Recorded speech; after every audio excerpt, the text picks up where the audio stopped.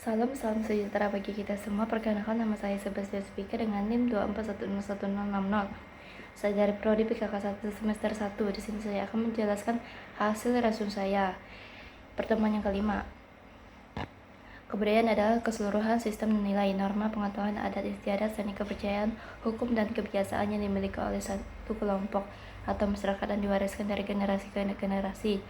Unsur-unsur kebudayaan: yang pertama, bahasa; yang kedua, sistem pengetahuan; yang ketiga, sistem sosial dan organisasi sosial; yang keempat, sistem peralatan hidup dan teknologi; yang kelima, sistem ekonomi dan mata pencaharian hidup; yang keenam, sistem religi; yang ketujuh, sistem serta kesenian.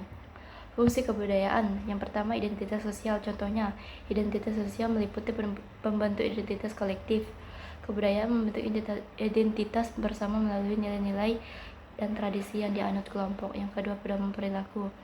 Contohnya, etika kerja, datang tepat waktu, berpakaian sesuai aturan, dan menjaga profesionalisme. Yang ketiga, pengendalian sosial. Contohnya, teguran, peringatan lisan, atau pelanggaran. Yang keempat, pendidikan dan sosialisasi. Contoh pendidikan sekolah: siswa diajarkan mata pelajaran seperti matematika dan bahasa. Contoh sosialisasi keluarga: anak belajar sopan santun dan nilai-nilai dari orang tua. 5. Pengintegrasian dan solidaritas. Contoh pengintegrasian: Pancasila sebagai dasar negara yang mengintegrasikan berbagai suku, agama, dan budaya di Indonesia. Contoh solidaritas: gotong royong, masyarakat bersama-sama membantu membangun fasilitas umum dan membantu tetangga. 6. Alat perubahan dan adaptasi. Contoh alat perubahan: teknologi internet mengubah cara orang berkomunikasi dan bekerja. Contoh adaptasi: migrasi, orang berpindah ke kota dan menyesuaikan diri dengan kehidupan perkotaan. Proses pembentukan kebudayaan: yang pertama, internalisasi.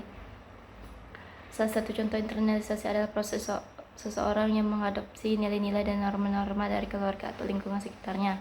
Yang kedua, difusi. Difusi adalah penyebaran budaya, ide, atau teknologi dari satu kelompok masyarakat ke kelompok lain. Yang ketiga, akulturasi. Akulturasi adalah proses perpaduan dua budaya yang berbeda tanpa menghilangkan unsur asli dari masing-masing budaya. Yang keempat, inovasi. Inovasi adalah penciptaan atau pengembangan sesuatu yang baru untuk memecahkan masalah atau meningkatkan efisiensi. Perubahan kebudayaan.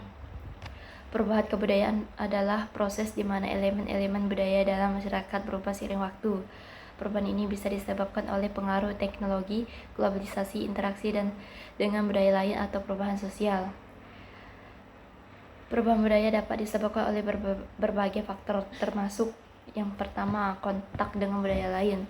Contoh kontak dengan budaya lain adalah pertukaran pelajar internasional.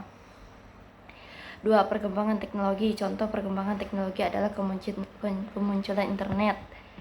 Yang ketiga, perubahan lingkungan. Salah satu contoh perubahan lingkungan adalah deforestasi, yaitu penambangan hutan secara besar-besaran untuk membuka lahan pertanian atau permukiman.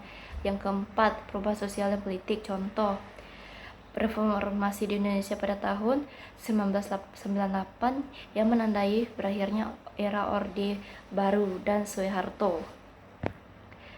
Kesimpulan: kebudayaan adalah hasil dari pola hidup, nilai, norma, dan tradisi yang berkembang dalam suatu masyarakat. Kebudayaan terus mengalami perubahan seiring waktu karena dipengaruhi oleh faktor internal seperti inovasi dan eksternal seperti kontak dengan budaya lain. Meski berubah, kebudayaan tetap menjadi identitas yang penting bagi suatu kelompok masyarakat, mencerminkan sejarah, kepercayaan, dan cara hidup mereka. Pada intinya, kebudayaan bersifat dinamis dan berperan dalam membentuk cara pandang serta perilaku masyarakat. Ini hasil resume saya. Sekian dan terima kasih.